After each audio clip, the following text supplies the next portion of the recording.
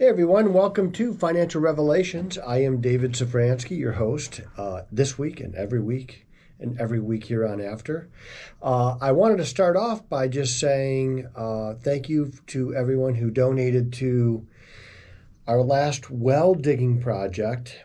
And if you go to nativosusa.org, you could donate to our next project. We like to take people who can't necessarily afford to go, sometimes pastors, worship leaders, people like that, and we rely on donations. And there's a button right on the front page that says donate to our next project. Now, it may be a well dig project. It may be something in town for the church. They're building a church.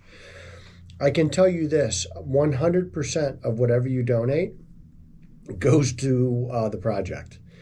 There's no administration costs or anything like that. We just do it. And so it's pretty clean and simple and easy, and but most likely it'll be a well dig project. So you can hear us every Thursday morning on WCRF 103.3. You can download the Moody app and listen to us anywhere. We spoke to somebody yesterday from where?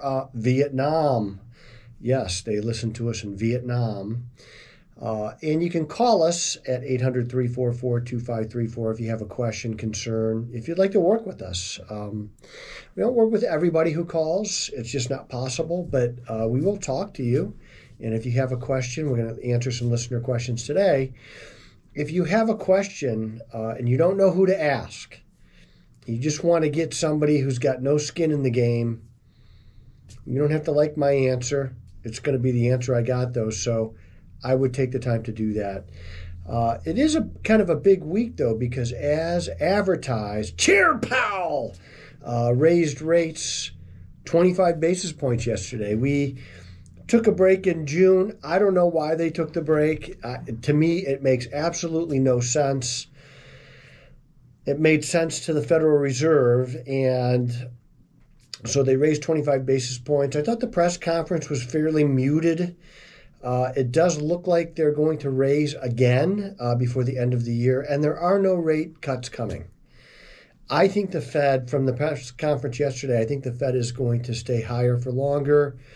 So they're moving to what I call their reset rate. And the reset rate is a rate above where they want to be long term. But they've got to, we've talked about this before, where it's either the housing market, the labor market, or inflation in general. Two of those three have to capitulate. And I think they're not going to be satisfied until the unemployment rate is in the mid-4s. It's got to create some slack in the labor market so you're not paying somebody an exorbitant amount to work at Wendy's or Burger King or McDonald's. And it's inevitable you see this. The news media will pick somebody and they'll say, well, hey, I work 45 hours a week and I got a family of 5 and I can't support my family of 5 on this fast food restaurant.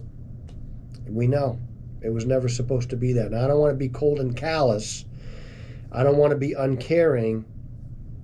I understand that, the inflation is a tax on everybody and it hurts people who are at the lower end of the socioeconomic scale the worst. It hurts me too. But I still drive. I'm not going to stop doing what I do just because things cost a little bit more. But there are people at the lower end of the scale, they are going to have to put things back. And they're not going to be able to do things that they were doing last year or the year before because it's just so expensive. And by the way, you still got to eat. And some of the biggest cost hikes still are in food. Oil in the last month is up $11 a barrel. That's going to skew these lower inflation numbers in the wrong direction. It's just not working out well. And I want to paint a picture for you. Remember, Tug of War, right? You have a rope and you have a flag in the middle and maybe it's over a mud pit or something, and whoever pulls the rope harder pulls the other team into the mud pit or the water or whatever it is, or just over the line. We have a tug of war going on right now, and on one end of the rope is Chair Powell and the Federal Reserve. He's on one end. And on the other end is Joe Biden and the administration. And what the Fed is trying to do is they're trying to slow things down. They're trying to take money out of the economy. That's when you raise interest rates, you think about what is it that we do that has an interest rate attached. Well, we buy houses, we buy cars, we have credit cards. So it's the cost of money. And if money's more expensive, it prices people out of buying a house. It prices people out of buying a car. Banks tend to get a little tighter with credit. In fact, 22% of all car loans applied for last month in June were denied. Banks aren't loaning money as much as they used to. They don't need to, for one thing, because they're making more money on every loan, so they can kind of tighten up credit standards. So they do. Why would I loan money to somebody who isn't going to pay it back, right? I don't think is going to pay it back. So you've got one end of this rope, of this tug of war, is Chair Powell, and the other end is Joe Biden, and they're both pulling. So the Fed is tightening. The Biden administration is throwing trillions of dollars at the economy. We did away with the debt ceiling last month. Since then, we've added $1 trillion of debt in the economy in a month. And so, of course, the economy is growing. Of course, the stock market is going well. We're throwing trillions of dollars at the economy. If you didn't have that, we would already be in recession. And I think what's going to happen is, if you look at some of the data, the hours worked per week is falling, and this precipitates a softening economy. The Fed is going to win this tug of war. The Biden administration is not going to win this tug of war. We're going to make life so painful for people via the Fed that people are going to stop spending. And it's coming. I really do think it's coming. Now, will it be a bad recession? I don't know, but I think it is going to be a slowdown. And I think we're fairly near the top of the interest rate hike. So once the bond market normalizes and you get more interest to go longer in the bond market, I'm going to buy long-term bonds, and you should be considering it too. It's part of a portfolio in this kind of market. Interest rates are now higher than they have been in 22 years, so we have an opportunity here. I don't want to miss it. But right now I'm doing short-term bonds, 1 month, 2 month, 3 month, because I think there's another rate hike coming, or two. Now, there might be one this year and one early next year, which is probably likely. But no rate hikes, no rate cuts are coming. None. And Chair Powell, or better known as Chair Powell, is going to win the tug of war. He's going to pull the Biden administration over the line into the muddy water or whatever it is. And they're going to win. They're just not going to lose this battle. They got way more power than the federal government has. And by the way, every time Chair Powell raises rates, the debt gets more expensive. Pretty soon, we're not going to have any money to do anything with except pay interest on the debt. And that's not where we want to be. There is an appropriate amount of government debt. There is. But it is way lower than what we have right now. And I know that all politicians spend money. Doesn't matter if they're Republican or Democrat. The Democrats are way better at it, though. They spend a lot more money. Since the pandemic started, we've added almost $8 trillion of debt. It's a lot. Something's got to change. Eventually, the math doesn't work for you anymore, and you become Greece. And you have to say, well, those aren't 30-year bonds. Those are 100-year bonds. That's what they did in Greece. They didn't solve anything. They just stretched out the debt payments. And the bondholder said, well, it's either that or we don't get paid back. So they're kind of caught between a rock and a hard place. And I don't like that. It's not right. Let's get to some listener questions. Somebody emailed in a question. You can email your questions to Corey at epsf.com, running below me. Left a job and they want to know what to do with their 401k. Well, don't orphan your 401k. Don't leave it back there. What you can do, once you separate from service, so if you're getting a severance package and it's paying you out a certain amount of time, you're not separated from service. But once all that ends, you could pick up your 401k and transfer it to an IRA. There's no taxes. There's no penalties from the government or anything like that. You just pick it right up and you transfer it to an IRA. There's plenty of great companies to do it at. And then, you could make your own portfolio tailor-made towards what you need. In a lot of cases, 401ks, they've really gone heavy into these target dated funds like Target Date 2035, Target Date 2040. Well, I don't like those. I think they stink and I don't want them. And so you're kind of a captured agent in that 401k. You could buy what they say you could buy. In your own IRA, you could do anything. You could do stocks, bonds, ETF, mutual funds, crypto if you want to. I don't generally recommend it, but you could. I mean, if you want to put a small slice of risk capital in there, maybe like 5% of your portfolio into something like that, that's very risky. But we do these things in balance. The point being, you could do anything you want now. And so take that opportunity. Do not orphan your 401k back at that old company.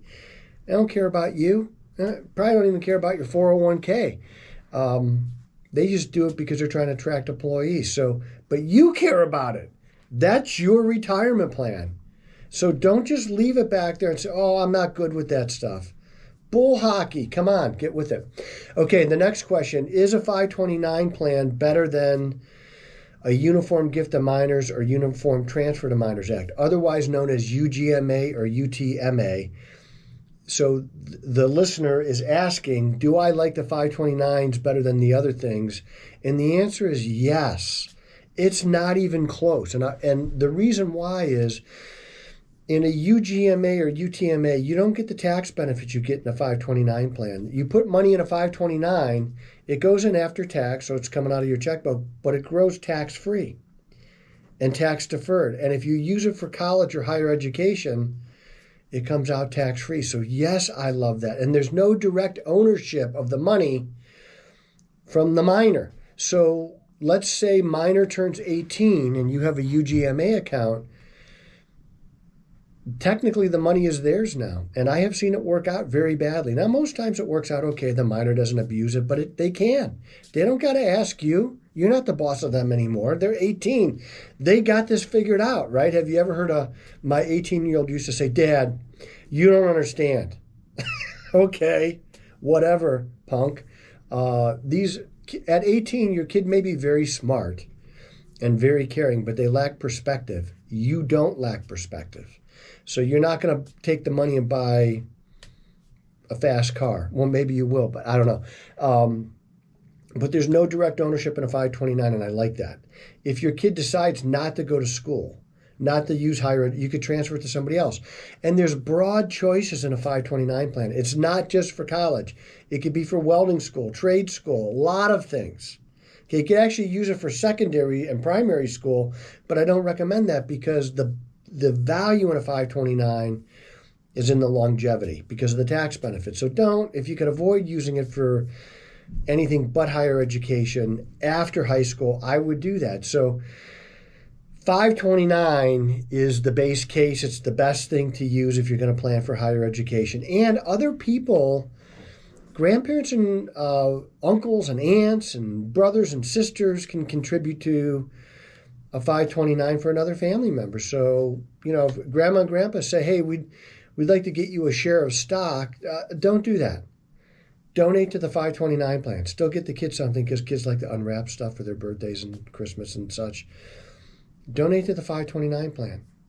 That's a great way. Think about what college costs now. College goes up at about 8% a year, which I could never, once we started guaranteeing student loans, college started skyrocketing. And basically, your kid is going to go to college and get liberalized if you're not careful. So you got to be involved. Don't let your kid get a dumb degree. Exercise some front-end capacity here where you say, look, I know you really like basket weaving, but there's not a career in that. And we're not paying for that. And if you want to do that, that's on you. It's okay to exercise control like this over somebody who lacks perspective. They need our perspective, no matter what they say, and no matter how mad they are, or how much they cry up in their bedroom or depressed about it. You owe it to your kids to exercise some front-end control. Don't let them get a stupid degree. Don't let them waste their time. If you think your kid's going to waste their time at college, start them off at community college. Let them get their feet wet, live at home, get some disciplines established because, nobody's going to care if they go to class or not except for you.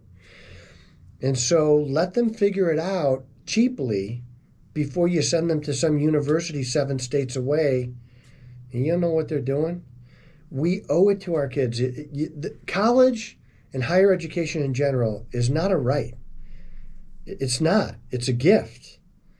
It's a gift that you're giving your kids if you're going to pay for it. So make sure that they have skin in the game. Make sure that they are providing for something. Or just give it away. It's not an obligation on your part to provide it, and it's not a right for them. It's a gift. Treat it as such. And you will have a much better relationship with your kids in the long run, and they will be way better off. I am David Safransky, a real American, a true red-blooded patriot, and the voice you can trust.